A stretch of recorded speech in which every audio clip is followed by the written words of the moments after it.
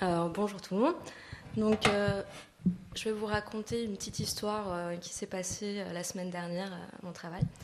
Donc, j'étais en train de travailler dans le coin de l'atelier et je vois mon patron et le chef d'atelier qui regardaient un paquet de poignets de loin. Ils avaient l'air un petit peu... ils faisaient des drôles de tête. Ils n'avaient pas l'air très contents de ce qu'ils étaient en train de voir. Donc, moi, je me suis dit, bon, ils n'ont pas l'air très contents. Quelques heures après, il y a mon chef d'atelier qui vient me voir et me fait regarde, ça c'est les poignets qu'on a reçus. Il commence à me montrer les poignets. Donc, pour vous expliquer un peu, c'est les poignets dans ce style-là qui vont s'incruster en fait dans les portes de placards et on les tient comme ça en fait. On tire comme ça, là il y a la porte et on incruste ça. Donc on en avait découpé de plusieurs longueurs, tout ça. Et en fait, là, elles revenaient de chez le peintre. Là, elles sont en aluminium. Et elles sont toutes propres, on les avait nettoyées, on les avait envoyées en fait chez le peintre et elles nous étaient revenues avec une jolie peinture noire brillante.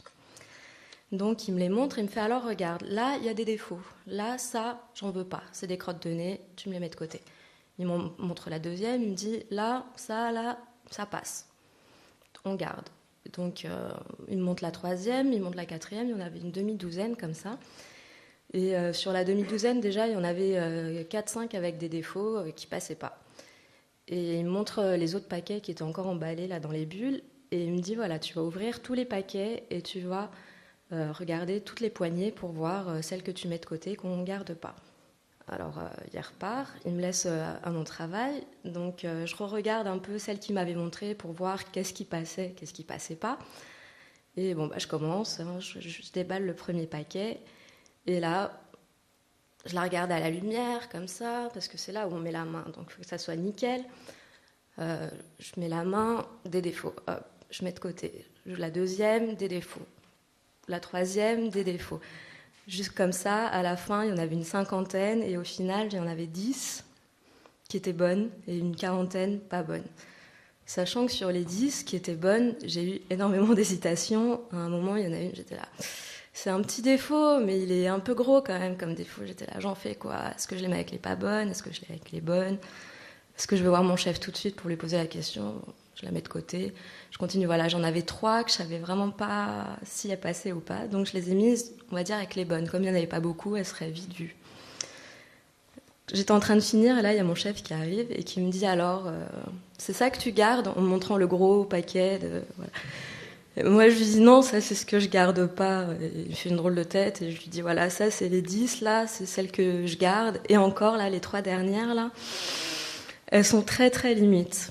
Alors il les regarde, il me fait non, ça passe pas. Non, ça passe pas. Non, ça passe pas. Bon, j'avais raison en fait, elles passaient pas. Les 7 autres du coup qui étaient bonnes, eh ben, elles étaient bonnes pour lui, donc voilà, elles passaient. Il jette un œil sur les tas d'autres. Vite fait, il fait non mais elles sont pleines de crottes de nez, il appelle ça des crottes de nez.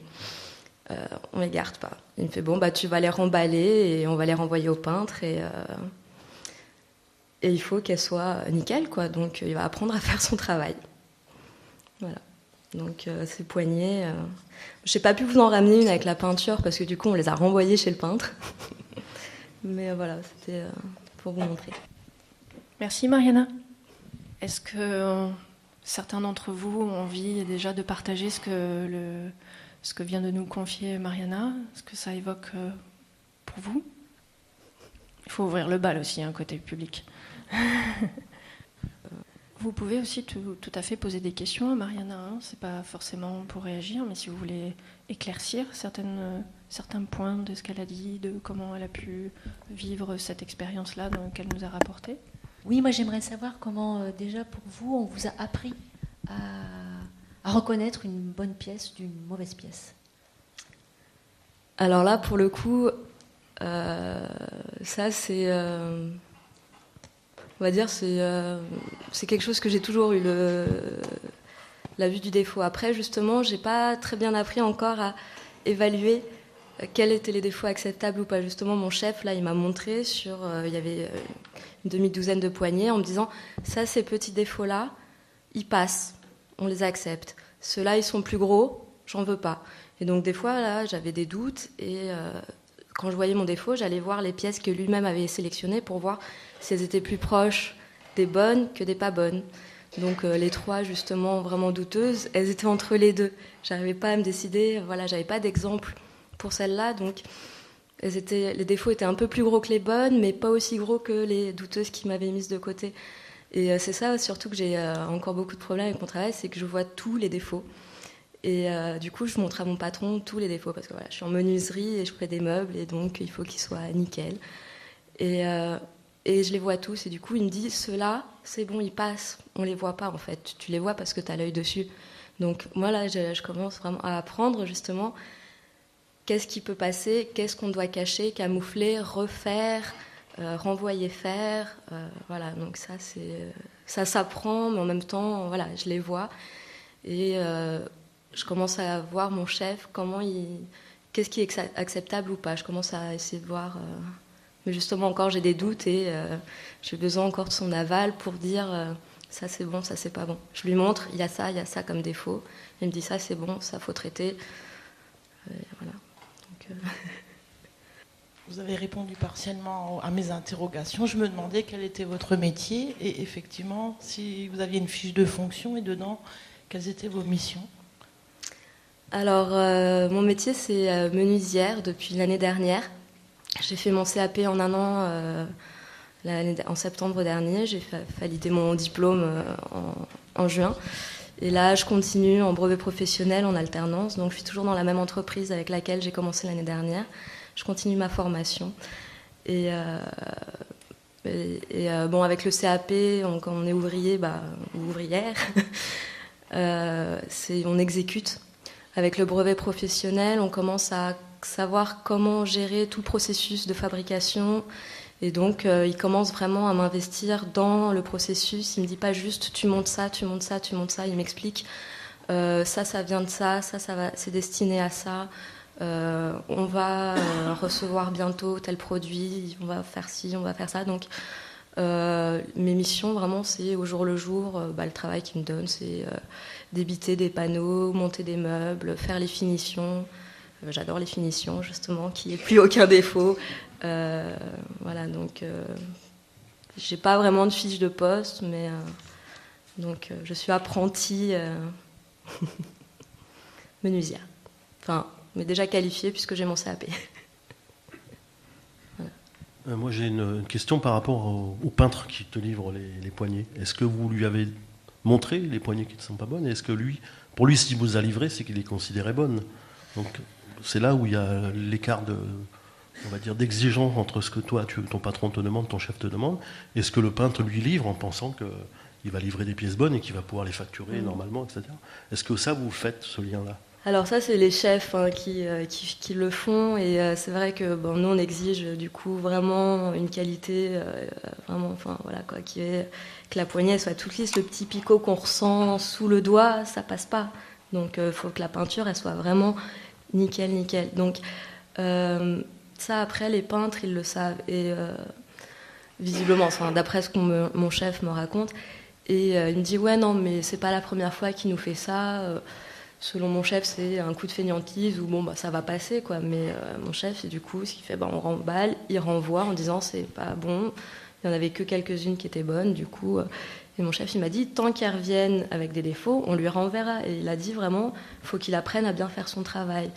Donc après, je ne sais pas comment ça se passe entre eux. Je ne suis pas présente lors de leur relation, parce qu'après, c'est le patron d'entreprise qui avait ramené les pièces.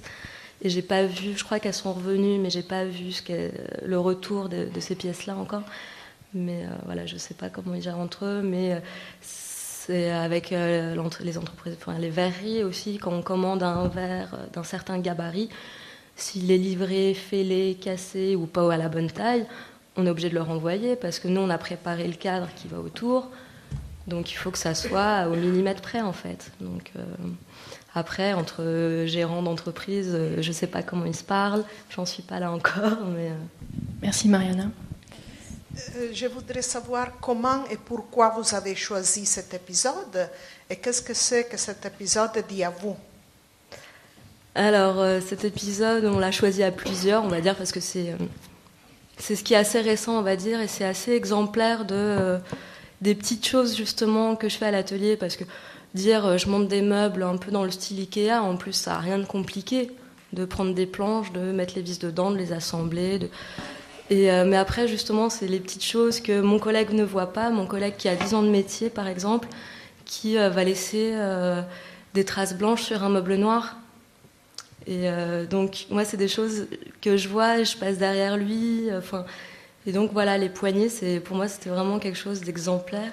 Voilà. Et puis, on m'a dit aussi, tiens, cette histoire, c'est plutôt celle-là que tu pourrais raconter plus que d'autres pour cette occasion. Donc, et c'est vrai que, voilà, parce que j'aime bien, justement, que les choses soient nickel. Donc, ça me correspond vraiment au sein de l'atelier d'avoir cette tâche de définition, de contrôle, définition, de voir si au final ça marche, quoi. Oui, moi d'abord, en discutant avec Mariana, je veux partager ce que j'ai appris, qu'un menuisier, c'est pas quelqu'un qui travaille le bois. Donc, au cas où d'autres auraient besoin de le savoir. Et moi, je voudrais savoir si cette poétique image des crottes de nez, si elle te pose un problème, et si tu vas adopter ce vocabulaire-là. Je commence.